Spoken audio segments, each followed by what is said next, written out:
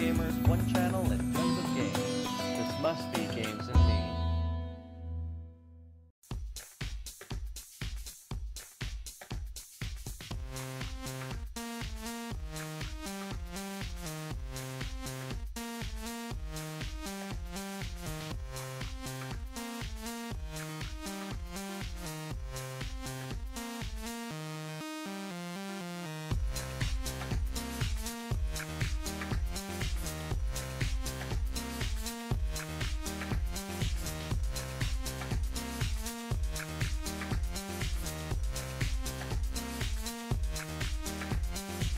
Hey guys, welcome to TWiGaME. This is potentially, it is episode 33. It's not potentially episode 33. So of course, this is Alex, your host, and we have for the exception of Magus, I guess, a brand new set of people to listen to this week. And I guess Scott was pretty new last week, but I've talked to Scott a lot too. So let me introduce, of course, Magus first, since you're, the Games and Me member here. So what is the community question of the week? Community question of the week was... Oh, let's not do that. What the hell? What have you been playing, dude? Well, I beat Gears of War 2, and finally, and I will say the thing with Gears of War 2 is it's a better game, except it has the most pathetic final boss ever. I didn't even know I beat the game when I beat it. Oh, yeah. Now you're experiencing it, like, months after, like, people were complaining about it. It's like, oh, what? Nice. I mean, it builds to this epic confrontation, and then we're shooting the boss with the Hammer of Dawns, and we were trying to shoot it, but we never got a shot, and then all of a sudden it just died. It just killed over. Okay. Sounds like a lot of fun. So let me start introducing the two brand new TWiGaME members here. As you guys may or may not know, we are actually open to having community members join us in this talk with gaming news. Of course, if you want to contribute to the news, there's always forum.gamesend.me. Sign up. There's a forum there called TWiGaME where you can actually contribute news articles for us to talk about. So let's start with Darkscream 217. So what have you been playing, dude? Well, I've been playing Capcom vs. SNK 2, Tekken Tag Tournament, and Virtua Fighter 5. Awesome. You're like in a fighting game binge today. Yep, Magus can tell you that one for sure. Oh, man. Do you have Blaze Blue and Street Fighter 4 and all that good stuff? I have Street Fighter 4. I want Blaze Blue and King of Fighters 12, which I heard that's coming soon. But until I can get the money, I have to wait on those titles. Oh man, don't remind me about money. I'll tell you all about that later once we get to that news article. We also have Beltino 500. So what have you been playing, dude? Well, aside from kicking Magus's butt at Bomberman Blast, I've been playing a lot of Super Mario Galaxy lately. Oh, nice. Except for the sequel that's coming out pretty soon. That's pretty awesome. Yeah, what do you think about you probably heard of this, of course, the new Super Mario Brothers for the Wii? You gonna get that too? Yeah, it looks pretty exciting. I like the whole adding more players to it aspect, so I guess they're trying to put a party aspect to it, which is a pretty good idea. Yeah, that's pretty awesome. All right, so without any further ado, let's jump right in. So, Willie Boy from our forum says, Sony dismisses Activision threats. PS3 price cut rumors. So I guess like he merged like freaking two articles together. It says here that Howard Stringer basically says like, as CEOs, they cause a lot of noise and all that stuff. And then I guess like, this is what Bobby Kotick originally said. They have to cut the price because if they don't, the attach rates are likely to slow. If we're being realistic, we might have to stop supporting Sony. When we look at 2010, 2011, we might want to consider if we support the console and the PSP.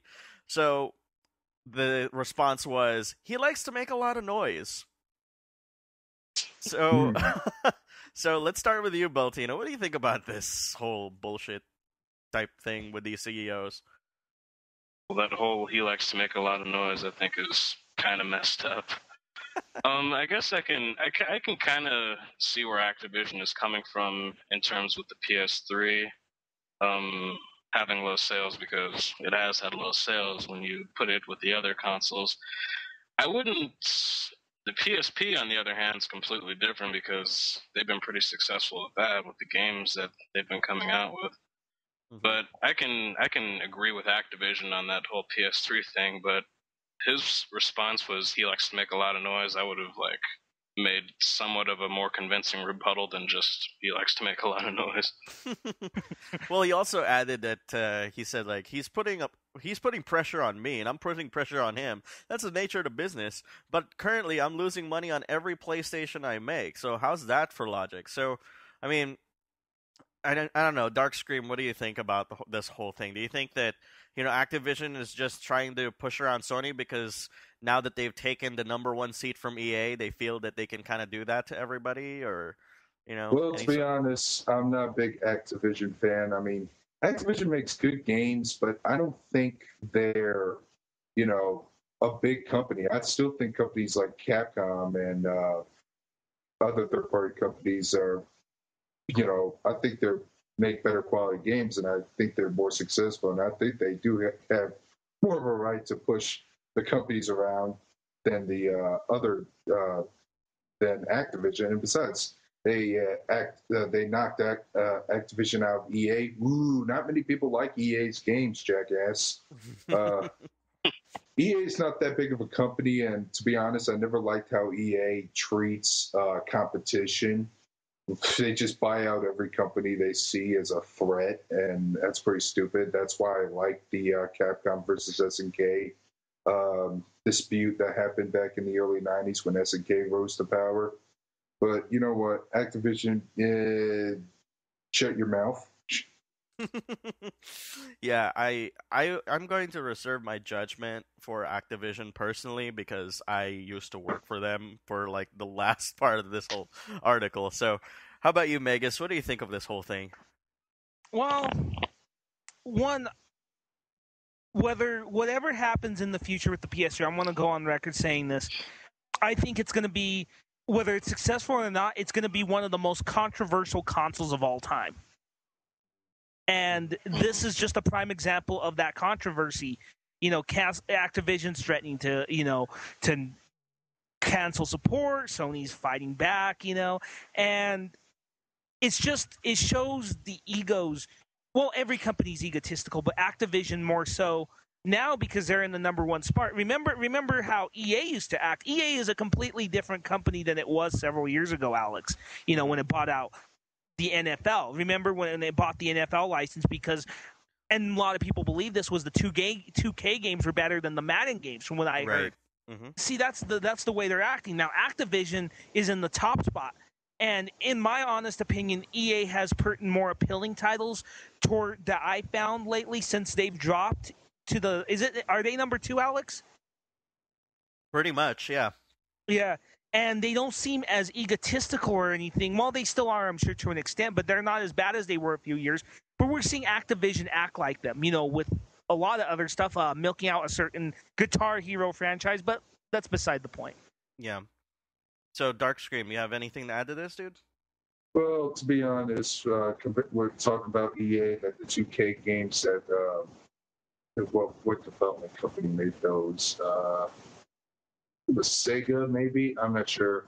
ESPN NFL 2K5. I played that game, and I freaking liked it more than any added game I've ever played before in my life. It had a really awesome presentation, everything. That's all I want to say. Okay. All right. Well, personally, I think that if there's anything we're seeing here, to be honest, I think that, regardless of who it is, whether it be EA or Activision, or God forbid if it was possibly THQ, these guys are going to be greedy and they're going to try to push, their own agendas to the table, regardless of who they are, because, obviously they feel like they're on the top of the world, they can do anything and stuff. That's kind of, I guess it's human nature, which is very unfortunate. So, but I'm not saying that Activision makes bad games, please, for the guys who are my friends that are listening to this? No, not really. All right, so let's move on to the next topic. German gamers venture outside to protest violent gaming crackdown. Poor old Germany. The nation's politicians have in recent years really started to crack down on violent video games.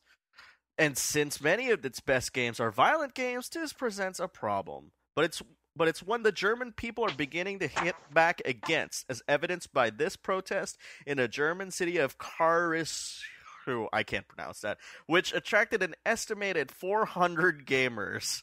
So, okay, so just a good background information for you guys, since obviously I'm coming from a gaming background, or, you know, like a professional standpoint, when people bring games over to Europe, and this is one of the most, you know, like, Germany is like one